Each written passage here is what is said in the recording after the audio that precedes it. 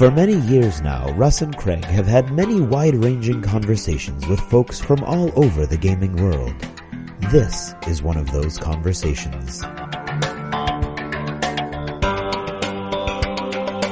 D6G, The Lost Chapter.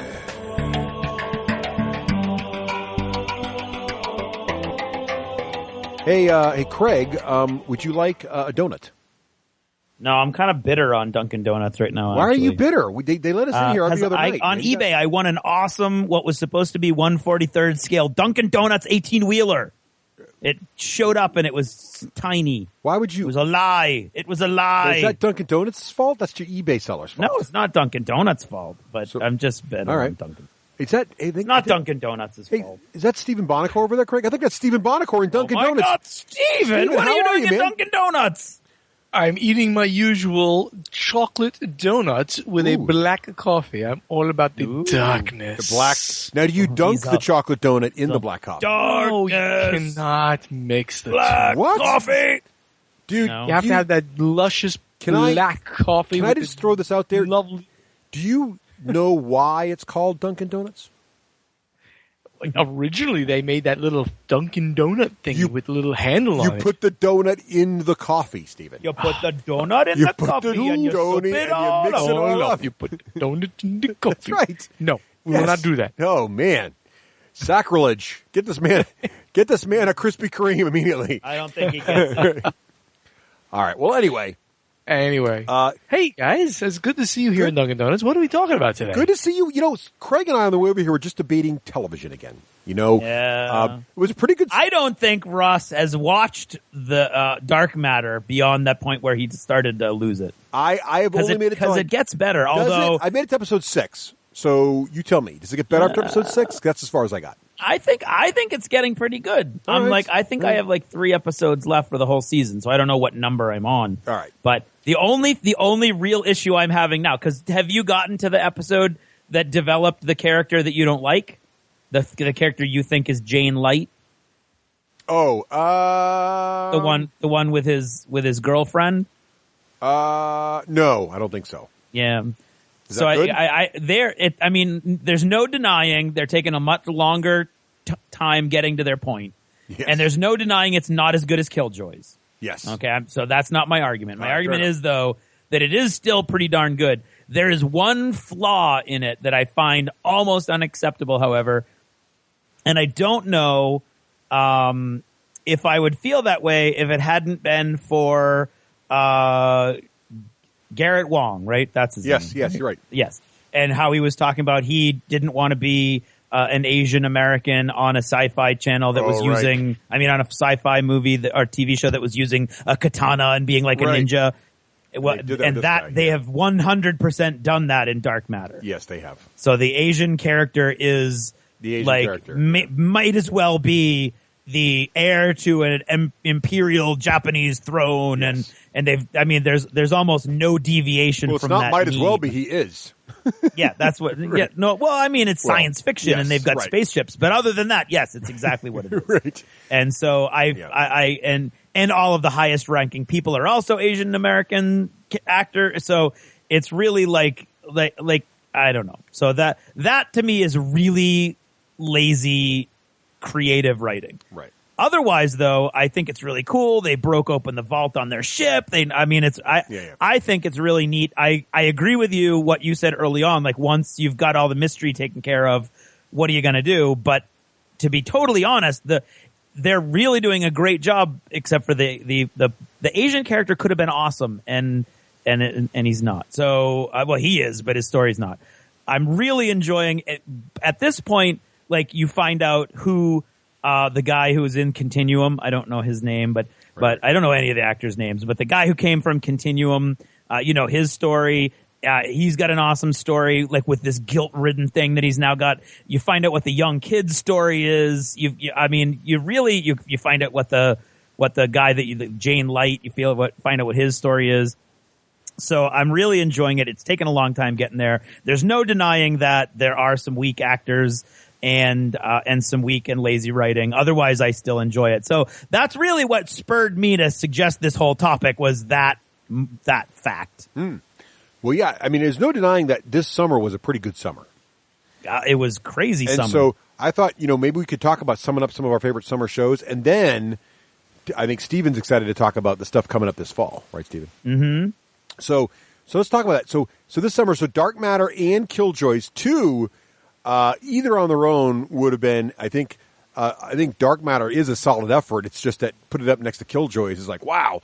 I think Killjoys really nailed it. So much so that I think 2015 will be remembered as the year Killjoy started. Because I think this could be a substantial, very memorable sci-fi series. All I know is that after hearing you guys wax about this thing, I got to get this on my list. I have not seen this show. You gotta watch I don't know about this show, but think this has got to get onto my list quickly. It's less a Firefly inspired show and more a Guardians of the Galaxy inspired show. Right down to like the, but it's got shades of Firefly. It's got it all in there. It's literally got lens flare pulled out of Abrams' Star Trek, like out. It's got the music from Guardians of the Galaxy where you have sort of like modernish rock music playing during fight scenes, like right out of it, but like disjointed modern music, like like a love song playing while they're kicking the crap out of somebody. Then you've got your then you have, of course, the small ensemble cast on a spaceship traveling around, Firefly-esque / it's more Firefly because it's a small crew, not Star Trek scale. Yeah. All of that together in a really, what's really cool about Killjoys, and what I think Killjoys does really well, is it there's an unfolding universe there that gets more and more interesting without a lot of exposition. It just sort of happens in the background as things happen, which is really, really good. And I think Dark Matter is a little more exposition based. It's like, now we shall explain how this works. And Killboy's just sort of like... Yeah. Well, not only that, but I think Killjoys has a great universe that's in the background, and it's there. It's just and there, I think Dark Matter is trying to create this big, epic world. It's trying too hard to do world creation or universe creation a little bit. Yeah. So I loved Killjoys. So what other big shows did you guys like this summer? Anything else come out that was what you expected or exceeded expectations? I didn't know either of those are coming, so I wasn't even. Yeah, it wasn't even on my radar. I would have to say that the Killjoys was my big summer surprise hit. Defiance was bloody and brutal. Defiance was good. It's back, and it was bloody and brutal. Did you enjoy? I enjoyed it. Did you enjoy it, Craig? I enjoyed it. It got a little. It lagged in the middle a little bit for me. Yeah. I have no idea what have you seen the last episode yet? Yes. No idea what that means. Like, I don't know if it's going to get renewed. I don't know if it's going to like follow one group of characters or follow another group of characters. Like, I don't know if it's going to leap ahead a couple years. Like, there's all kinds of cool stuff that could happen. Yeah, really. Yeah, you're right, because it felt like it could have been a series finale. Like. Yeah. It could have totally been a season. It's like wrapped up. They could say we're done, so maybe they just didn't know if they're going to get renewed or not, and they're worried. Yeah. Did you guys have a? Because I gave up on Defiance after I don't know, few episodes, 4, maybe 3, 4, 5. I don't remember what it was. Did you find that it had a problem like early on, and then all of a sudden it took off? Because I mean, I just could not get into it early. So go ahead, Craig. You mean first season? Yeah, the first season. Early on, Defiance. I just could not do it. I think because of their budget and their reputation in actual like acting circles, I think that sci-fi kind of starts at a deficit early in its season, and the actors kind of need to find their stride, and everybody needs to find their stride. So I find you really need to give most sci-fi series you really need to give them a half decent run before you judge them. There's no reason to. You don't owe them anything. So like I haven't done that to a bunch, and there's a bunch that aren't worth it. That's the the problem with a sci-fi series is most of them aren't worth that much dedication. Right. But a few of them kind of pull themselves out of that trap. And I think Defiance did that, and I do think that its first. I think Russ and I had a hard time getting through its first season. I did too. Exactly. Yeah, what saved it for me was there's a couple. See, from what it really comes down to, and actually, if you think about it, most great series, regardless if they're sci-fi or not, but it's almost true with every sci-fi series, it comes down to the characters being amazing, right? So you have to have really amazing characters, and Defiance does have a few of those characters that are amazing, and ironically, it reminds me very much of Babylon 5. So I loved the series Babylon 5. It's one of my favorite television series. Loved it. That had an extremely weak first season, and the main character, the original captain, was not very good. But the best character in Babylon 5 was Londo, right? The bad guy ambassador who was just so evil. Bad guy is such a judgmental. You loved him. So, So judgmental. a very similar character duo exists in Defiance, and it's the what are their names, Craig? Datek Tar. Yes, Datek Tar and his wife are almost like Londo pulled out and then made into two, and they are so wonderfully conniving and so wonderfully just evil and do anything, whatever it takes. I don't know if evil's the right word there. And yet either. at the same time, they have friends, Right. they have loyalties. Sometimes they back you up. Really great. And the multiracial politics in that show reminded me very much of Babylon 5. And so I gave it a lot more time because I thought to myself, this feels like Babylon 5 felt in the first season, where there's a really cool thing going on here and they haven't quite got their stride. And by season 2, I felt like they really had it. And season 3, they're like, let's just go all in and do some crazy stuff. And they did, and it worked. And the other problem in season 1 they had was the CGI budget was not what it needed to be to pull off some of the things they tried. And they kind of overextended and it looked a little cheesy. And they've pulled way back on the crazy effects, and I think that's helped them out quite a bit. Agreed. So it's worth your time, I think. I would be my suggestion. Let's see. The other big one for me this summer, Sense8 did come out. It didn't work for me, but I know a lot of people like Sense8. Did either of you guys try Sense8? No. Sense8? I don't even know it. So it's very sci-fi. The premise is that you can there's Isn't it made by a stream? Isn't it produced by a streaming service? It's Netflix. It's not Netflix. It is Netflix. It is Netflix. Yeah. So the other one, and it wasn't so much the premise I liked, which was there's these 8 people in the world who can like jump into each other's bodies, kind of, and experience what they're experiencing.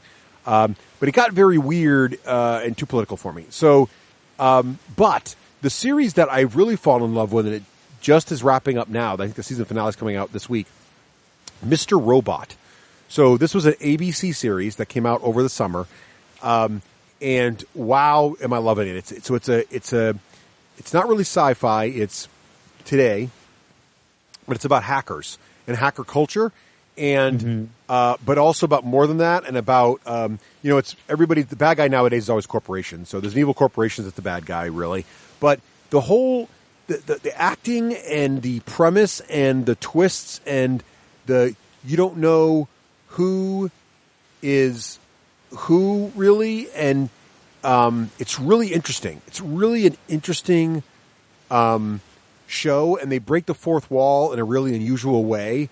So there's some really interesting storytelling going on in Mr. Robot that I think is fascinating, and I think it's definitely worth your time, and a really, really interesting show. So I'm loving that too. So if you had to pick Dark Matter or Mr. Robot? Oh, Mr. Robot. Mr. Robot by far. Oh, okay. I'm like writing it down. So you got Killjoy's number 1, Mr. Robot 2, Dark Matter 3. Okay. For me, the Russ pick, and it's just me. I would pick Killjoy's as my favorite show of the summer, and Mr. Robot as slightly below it, and it's only below it because it's not sci-fi. Sci-fi is my favorite thing. But Mr. Robot, in terms of execution, is one of the most unique shows I've ever seen.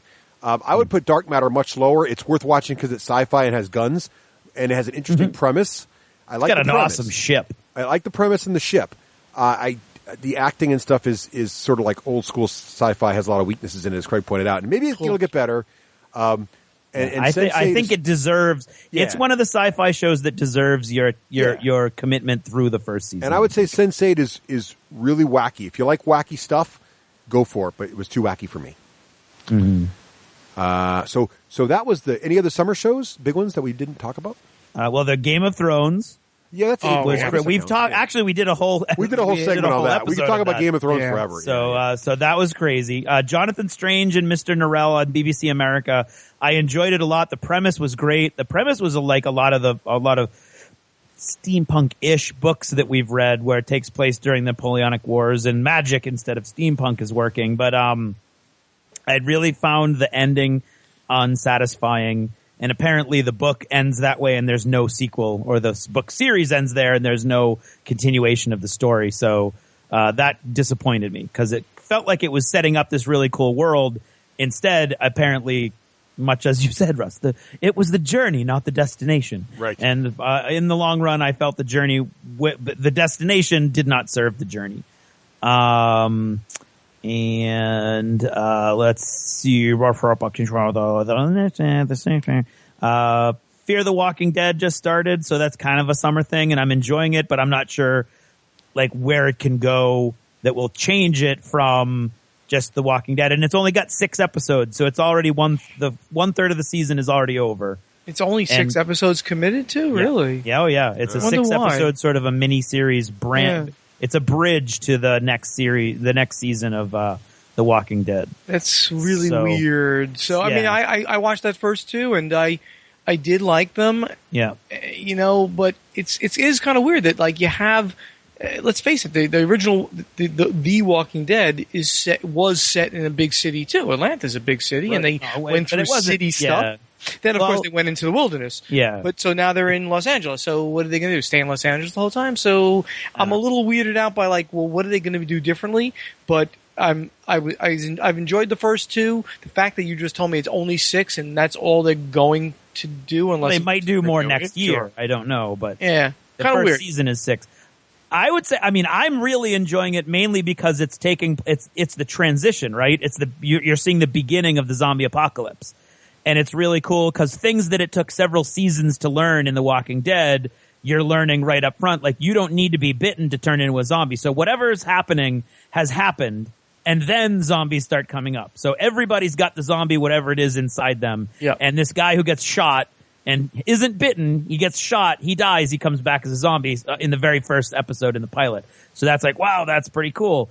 I loved in episode 2 the whole LA riots thing, because you're like, oh my God, you can see, you see it starting to develop. You see like the panicking police are actually working against the good of the people, because the people are all, you know, going Occupy Wall Street on the police and like, you killed an innocent homeless man. And they're like, that guy was trying to bite us like the guy on the news last night. And so the mob goes nutty. So the police come in, bring riot gear, and a whole giant mob scene erupts. And you're just thinking to yourself, cause you can see zombies in the fringes, like that zombie, punk chick who tries to take out that girl cop while the rest of the cops are distracted.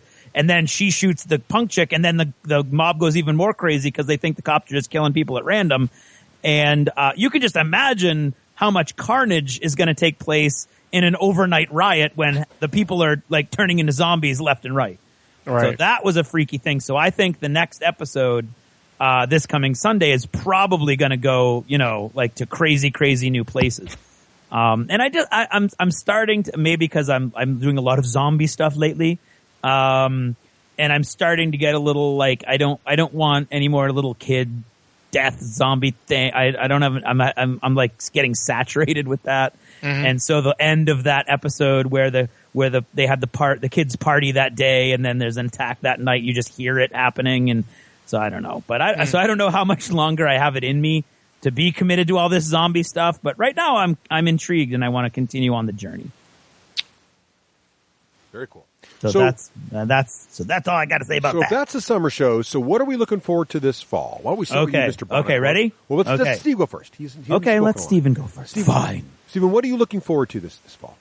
Well, it's a continuation of all the great geeky goodness, I think, that ended, in the spring. I think really, I think we've even talked about this in the past. I mean, how many just great geek shows are on regular TV that you can find right now. I think my favorite of all, and I mean, they're all so good, but my favorite might be Gotham. I'm with you. I'm right there behind you, man. And when I first heard about Gotham, I'm like, you're gonna do Batman without Batman? This is like the stupidest thing I ever heard. But this show just has. You know what it's like? It's like making a Batman card game without Batgirl. It's like, what is that about? I wouldn't do that. Call back. Call forward, actually, John. Yeah, that's true. Call forward. Time travel. Time travel. Here we go. But anyway, sorry, I didn't mean to interrupt you there. No, but Gotham is so amazing because they're using all of these iconic characters, of course, from Batman, right? From the entire history of Batman. and it's kind of weird that like they're all there at the same time, and and Batman maybe is out. Some people have said, some purists have said, well, Batman is going to be fighting geriatrics at some point because they're they're so much older. But not all of them are that much older. Number one, and B, watching the rise going from the mob led city. With Maroni and Falcone or Falcone, whatever you pronounce them, going from that horrible, that Gotham to now the rise of the named villains that we all know has just been amazing. And I don't want most people probably are listening to this who know about it, but now you see who is going to be the first big villain that's taking over. But they're all out there; they're all right there on the fringes, getting ready to do something in the grand scheme of things. It reminds me of how they used to do What If comics for a while. And they do these what if matchups or what if alternate universe one-shot comics. It reminds me of that. It's almost like someone sat down and said, what if all the villains knew each other back then kind of thing. And and it was it's kind of cool. And they did a good job of saying, we're booting it in a different direction. Yeah. And it's really the Penguin show, right? At the moment. It is the Penguin show. And it's awesome because the actor they got for the Penguin is just so good. Oh my God. He's so good. He's so ridiculously good. He really is. But the funny thing is, we're saying it's like the Penguin show, but every one of those villains, and some of them are not really villains yet at all, even though we know who they are, right? Yeah, because Enigma is in the show. He is a good guy. Barbara Gordon, Commissioner Gordon, or not Commissioner yet, but Gordon's wife. Barbara Gordon is an awesome actress too. That whole thing with the well, I don't want to spoil anything, but that whole thing when the bad guy got her and everything, that was just awesome. That was a great scene. It was a great show. Moment after moment of these interweaving of the storylines for the good guys, the bad guys. Who are they going to be? How are they going to evolve into these things? Just off the hook, loving how they're evolving the show. So if you haven't watched Gotham, I give those first few episodes a little bit of time to develop. But I think after you get into it, it takes off. It's fantastic. I agree. So if all the shows I was watching last year immediately became available on the same day, I would watch Gotham first. It'd be that's a good call. I would do it too. Craig, what's your if that happened and all of them that you were watching last year became available again today, what would you watch first? I don't know. I'm not even thinking about the shows that I already know about, to be honest. Oh, you're thinking about. So what are you most excited about you haven't watched yet? Well, the show. Yeah. Well, there's some huge shows coming up that we've anticipated for a long time or didn't know about, and then they're mind blowing. And to me, the primary one that I keep forgetting about and I'm terribly, terribly, terribly afraid of is The Expanse. Oh. Okay, on Sci-Fi. What's the premise of that one? I haven't seen that one. It's Russ. Yeah. I've heard about The Expanse novels. Oh, it is. Is the novel novels? Yes. Is that coming out this fall? I thought that was years away. No, it's coming out in December. Really? Yes. Oh, wow. I didn't know. I thought that was years away for some reason. No, so did I. And then, no, it's not. But at the same time, the previews are like, is it the same story? And you can kind of see, it is a sci-fi series. In the previews, you're like, oh, that's a sci-fi series. So I'm super, super scared. Mm-hmm. If it was HBO, I'd be like, woohoo! Right. But I'm very I'm excited about that. I'm disappointed that it's months away yet, but it still technically counts. But then the other one is Ash versus the Evil Dead. So it's that's I mean, Army of Darkness, Ash. What else? What else do I need to say? Is it Lucy Bruce Wallace Campbell? Yeah. It's Bruce Campbell, and because it's Bruce Campbell, and of course they have a long association going all the way back to the original Hercules series. Yep. Mm-hmm. Lucy Lawless is in Ash versus the Evil Dead, which is Win. Yes. And the previews, and it's on Stars, so there's not going to be any worry about ratings issues. So it's going to show all the guts and the gore. You got to go online and check out the previews because it's classic. It's like, this is like a continuation of all that stuff from the movies. I mean, Bruce Campbell is one of my favorite all-time actors. I love him. I love how campy he is. I love his chin. And in this, he's playing Ash, but he's playing Ash as a middle-aged guy. Perfect. The preview is awesome because it looks like he's getting his chainsaw onto his wrist. Mm-hmm. It's like he's like tying all these laces, but it's just close up on the leather, and it's like all worn leather. And then it pulls back, and you can see he's putting on a corset, like one of those. And he's like, every day he goes to work at like this big box store, right. and he puts on this corset so he can look in his own mind like a hero. And it's just smart. The preview had me all jazzed up. Yep.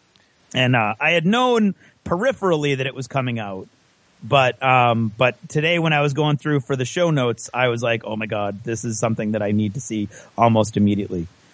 So those to me are like those I will absolutely see. They're going to immediately go onto my TiVo queue.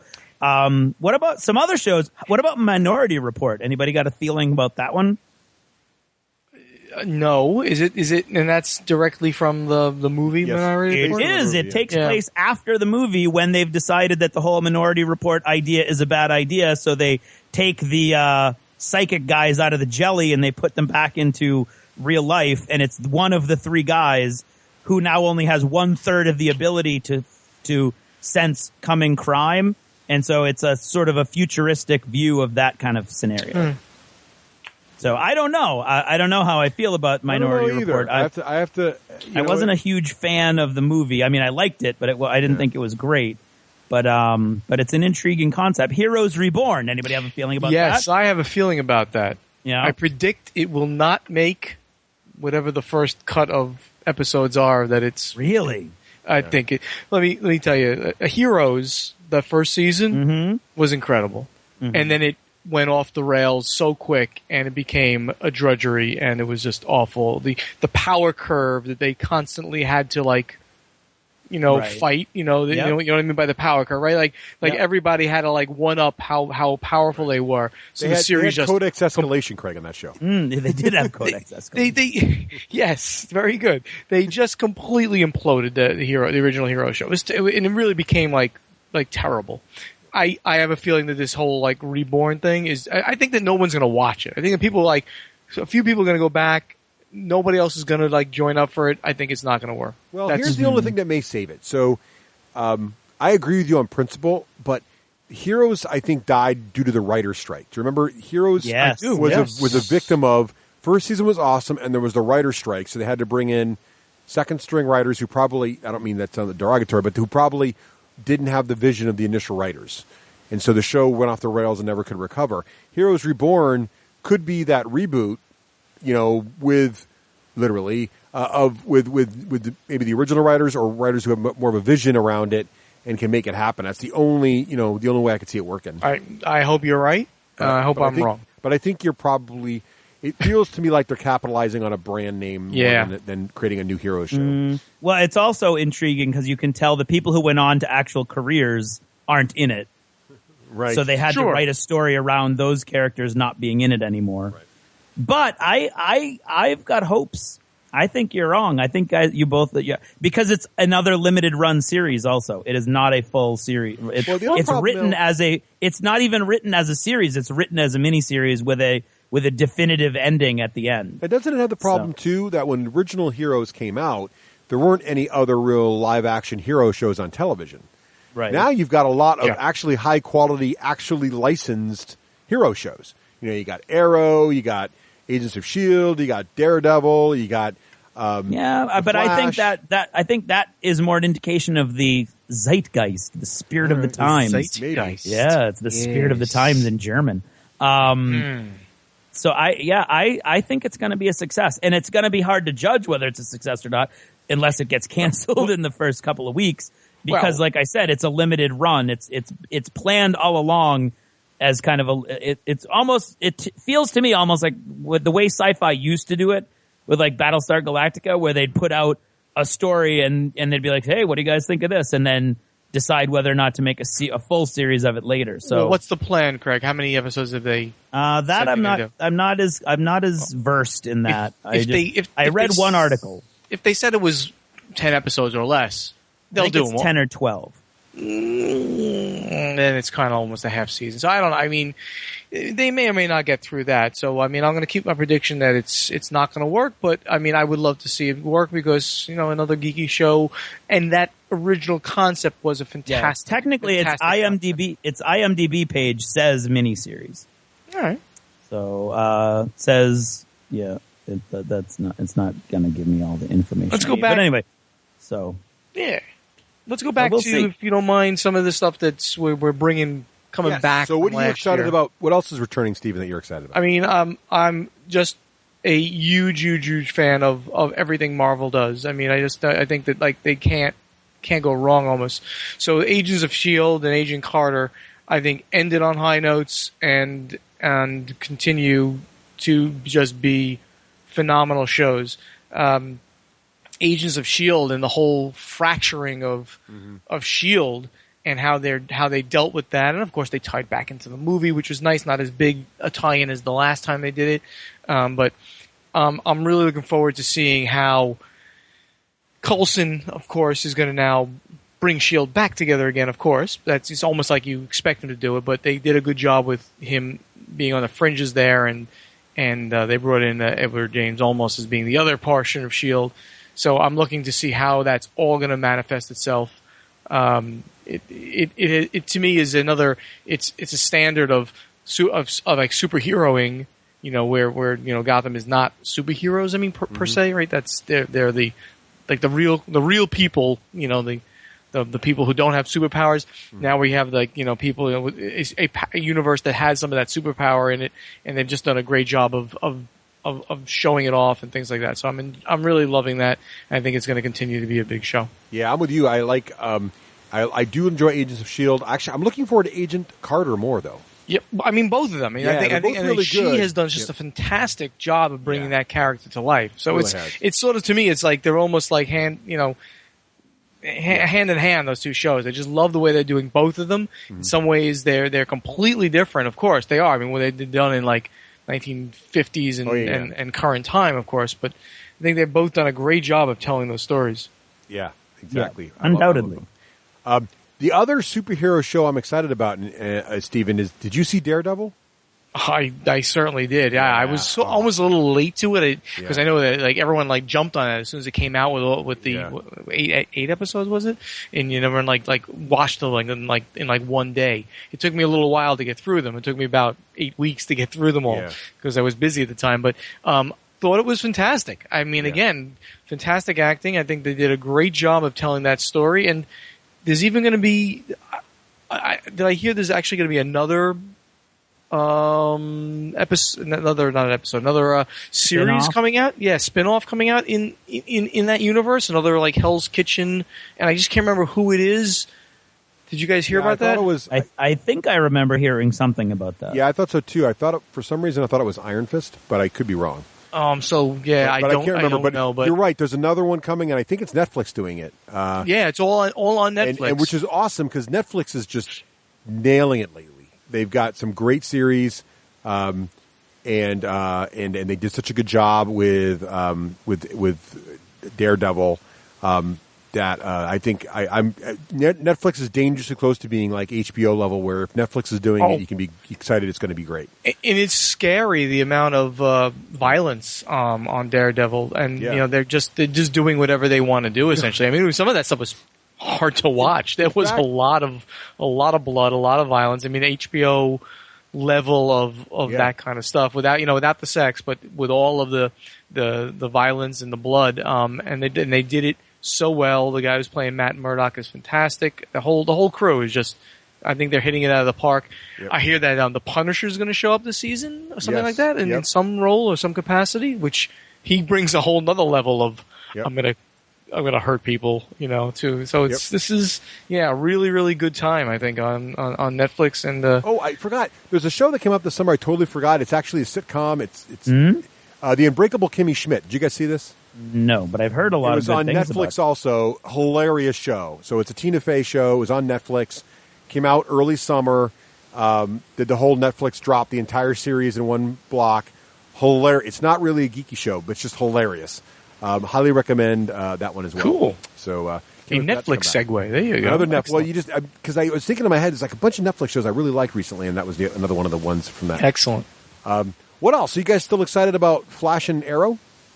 I never got into Flash, and Arrow's kind of lost me, I think. So, meh. Arrow kind of didn't do a particularly good job. I mean, I thought season 1 and season 2 were fantastic for Arrow. The way that they flash back to his time on the island, I think was fantastic in those first 2 seasons. In the 3rd season, it really got itself lost, and Arrow just, I thought, kicked butt. So I was very impressed with what they did there, and the fact that they're now doing, there's a true superhero, right? There's somebody with superpowers, and they're actually doing him really well. I had a big problem when I heard they were going to try to do Flash, because on a lot of levels, Flash can be the most powerful superhero out there. I mean, he can almost do anything because he can do everything so fast, right? And he can bend time. I mean, there's lots of things you can do with Flash to make him too powerful, and they've done him really, really well with some really interesting storylines back to his past and to his future and to his relatives and all that. So, of those 2 shows, Flash is really killing it for me. Arrow took a downturn, but I have a feeling that Arrow is going to come back with a vengeance this season, because I think they're going to learn from some of the mistakes they had from last season. I think Arrow's salvageable, but I'm with you 100%. I thought Flash was really amazing. Yeah. And the best episodes of Arrow were the ones with Flash crossovers in them. Yeah, it really was. Kept it going. Yeah, so I'm looking forward to. I'll watch Arrow when it comes back. I'm looking forward to it, but I'm really excited about Flash. That's another one high on my list of stuff there. So we're getting a little long on time. What other shows do you want to are you really excited about, guys, that you want to make sure we talk about here? I was excited to find out that The Leftovers on HBO is coming back, because I thought it didn't get renewed. So that's the one where basically the rapture happens and 5% of humans just disappear overnight. And it was a very interesting story about how societies were dealing with 5%. Doesn't sound like a lot, but when it's like women and children and men and women and all this cool stuff and this cool drama was happening, it's very weird to me that in the preview you find out that all of the main characters have decided to relocate to the one town in America where nobody disappeared from. So I feel like they're almost like rebooting it. So I don't know, but 2 things. I'm super excited about the next season of Star Wars Rebels on Disney, and I was super excited to find out that they've decided to do a Guardians of the Galaxy cartoon on Disney XD until the movie comes out in 2017. Yeah, so that was exciting to me. Yeah, because I think they do a really cool job. When does the animated series come out? That I don't know. I just saw a preview for it while I was searching for new shows coming up. So that was my other big, wow, that's going to be cool. I'll make one quick pitch or mention of Orphan Black, because I know you guys are the ones who turned me on to that show originally. Yes. And I thought it had ups and downs, but in the end last year, I thought it really came across pretty well. And the what's his name? Chris, the gamer guy on the show. Are you still watching it? Yes, I know they had a big scene. The lab assistant guy? The lab assistant guy they got into his apartment. He's a gamer. They actually played Agricola. He was playing Agricola on the show. The best part about that was when he's explaining to the patient, right? What's her name there? Yeah. He's like, so we're going to play a game about farming. Yes, we're going to play a game about farming. She's like, I don't want to play. She goes, oh, no, we're going to play. No, we're going to play. It's about farming. And do you know that not only did they obviously playing Agricola in the previous season, I think it was, they played Rune Wars. I saw the Rune Wars one, yeah. And of course they've been showing all the games in the background and stuff. Did you know that one of those games that was in the background there was a Stronghold game? I didn't. I think we did notice that. I think we mentioned it though. Yeah, I think we actually did. Rogue Agent. Yes. I got contacted by one of the producers there, and they said, "Hey, do you want to send us some games? We'll put them. We're only going to be for set dressing." I'm like, that's awesome. How many can I send you? Placement. So I just said, "How many do you want?" He goes, "Oh, like 10." I'm like, "Yeah, here you go." So I just sent him a whole bunch of games. Nice. Yeah, it was and he's on the phone going, "He's sending us games. We're getting free games." Yeah, exactly. So it was really cool. So not only was it It was there in the lab assistant's apartment, in his apartment. It was in the episode where the one of the male clones showed up and he was playing with the cat, Yep. you know, and he was like he was going to kill the guy. Because they panned across the shelves and there was like a bunch of cool games there. You saw Twilight Imperium 3. You saw Descent, and I think it was Descent. Or was it? Yeah, and then underneath that you saw Rogue Agent, my game, and Rogue Agent was actually set up on the table next to them, and I was like, "Yes, I have arrived." It was an exciting moment. Product placement. You know? Nice job, Buonocore. Well done, product placement that nobody saw except for me, but I was so excited. No, we talked about it on the show when they showed all the board games. It was great. I went frame by frame to watch every moment. It was awesome. So there you have it. There's the summer shows, and what we're looking forward to this fall. Anyone want to do any last minute mentions here before we wrap up? No, I'm just super excited and have no idea when I'm going to watch any of this. Yeah, I know, right? Thank God for delayed, time shifting viewing nowadays. I couldn't watch all these. It's a good time to be a geek. That's all I have to say. It's a very good time to be a geek. Embrace your geekiness. It's wonderful. So, Stephen, thank you so much for joining us here on the Lost Chapters. Really appreciate it. Enjoy your not mixed black coffee and chocolate donut, and we'll see you in about a week here on the main show. Oh, I can't wait to be on the main show, guys.